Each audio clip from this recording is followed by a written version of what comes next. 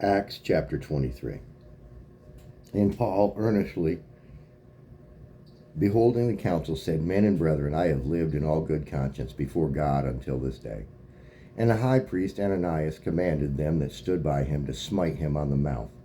Then said Paul unto him, God shall smite thee, thou whited wall, for sittest thou to judge me after the laws and commandments? Commandest me to be smitten contrary to the law? And they that stood by said, Revilest thou God's high priest? Then said Paul, I wist not, brethren, that he was a high priest, for it is written, Thou shalt not speak evil of the ruler of thy people.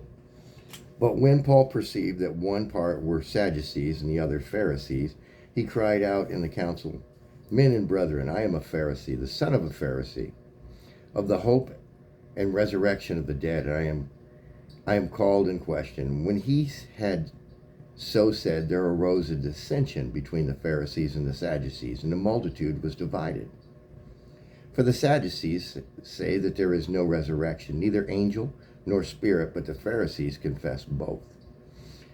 And there arose a great cry, and the scribes that were of the Pharisees' part arose and strove, saying, We find no evil in this man, but if a spirit or an angel hath spoken him, let us not fight against God. And when there arose a great dissension, the chief captain, fearing lest Paul should have been pulled in pieces of them, commanded the soldiers to go down to take him by force from among them and to bring him into the castle. And the night following, the Lord stood by him and said, Be of good cheer, Paul, for as thou hast testified of me in Jerusalem, so must thou bear witness also at Rome. And when it was day, certain of the Jews banded together and bound themselves under a curse, saying they would neither eat nor drink till they had killed Paul. And they were more than 40 which made this conspiracy. And they came to the chief priest and elders and said, We have bound ourselves under a great curse, and we will eat nothing until we have slain Paul.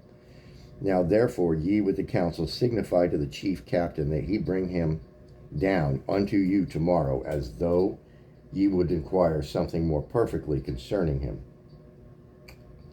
And we, or ever he comes near, are ready to kill him. And when Paul's sister's son heard of the lying in wait, he went and entered into the castle and told Paul.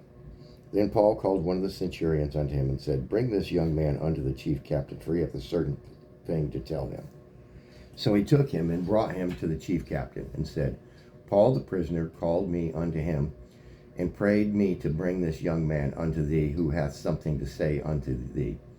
Then the chief captain took him by the hand and went with him aside privately and asked him, What is that thou hast to tell me? And he said, The Jews have agreed to desire thee that thou wouldest bring down Paul tomorrow into the council, as though they would inquire somewhat of him more perfectly. But do not thou yield unto them, for there lie in wait for him of them more than 40 men, which have bound themselves with an oath that they will neither eat nor drink till they have killed him, and now they are ready, looking for a promise from thee.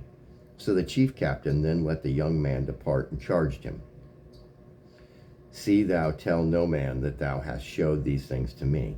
And he called unto him 2 centurions, saying, Make ready 200 soldiers to go to Caesarea, and horsemen 60, and 10, and spearmen 200, and a third at the third hour of the night.